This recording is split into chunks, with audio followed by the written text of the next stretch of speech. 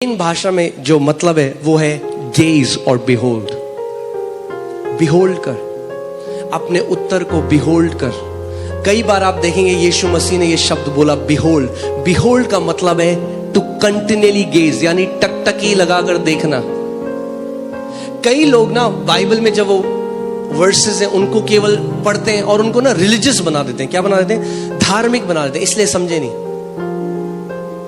It's not religious, it's spiritual. जैसे लिखा है, यदि हम गाना भी है, यदि कोई मसीह में है वो है एक नई सृष्टि।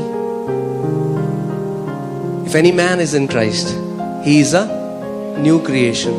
All things have passed away. Behold. क्यों नहीं कई पुरानी बातें जा रही?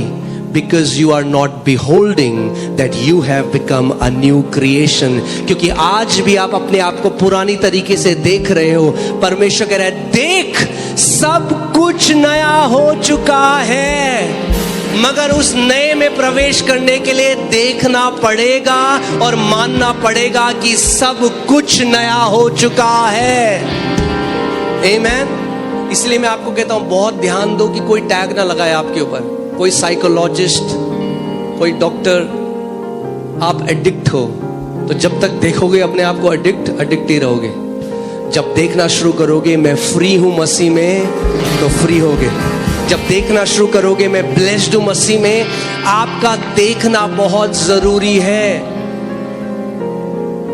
अब्राहम तब तक नहीं उत्तर रिसीव कर चुका, परमेश्वर ने तो पहले से कर दिया था।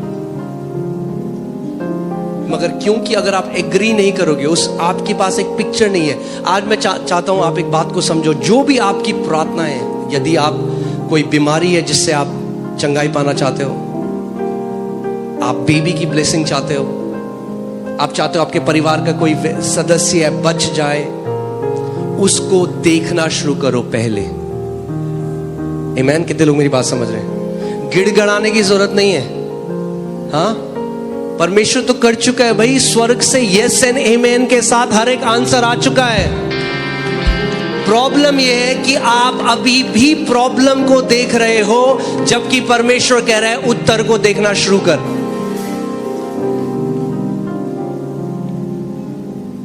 बिहोल्ड, देख इन तारों को, क्योंकि ऐसी तेरी संतान भी होंगी। देख। क्यों मैं यहां पे लोगों को बोलता हूं अपनी रिपोर्ट के ऊपर लिखो आइज़ाया 53:5। मैं किसी जगह ले जाना चाह रहा हूं आपको कि आप एक अच्छी रिपोर्ट देखना शुरू करो। सारी नेगेटिव रिपोर्ट्स के बीच में आप देखो कि प्रभु मेरी एक नई रिपोर्ट है। आंखें बंद करो और देखो उस चीज को। उत्पत्ति 13:15।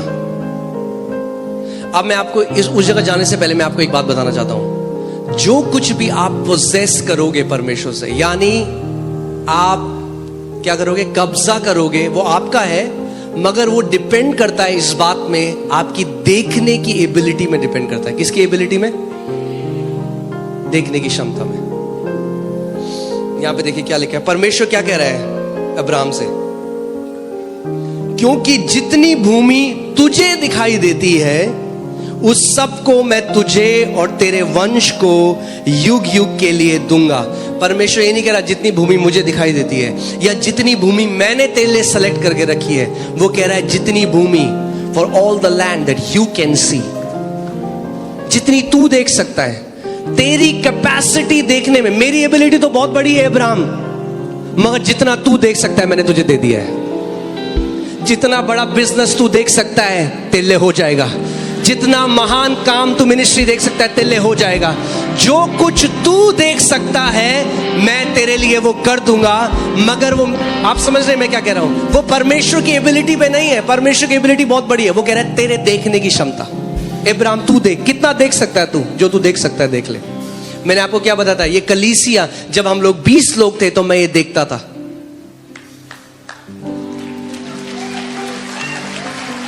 और अब जब ये है तो कुछ और देख रहा हूं। और जो पहले देखा था अब हो गया, जो अभी देख रहा हूं वो भी होगा 100%। आमीन। और क्योंकि हम अब्राहम की संतान है विश्वास में, जो अब्राहम के ऊपर परमेश्वर ने उसको जैसे सिखाया आज हमारे ऊपर भी है। परमेश्वर आपको कह रहा है क्या देख सकता है तू?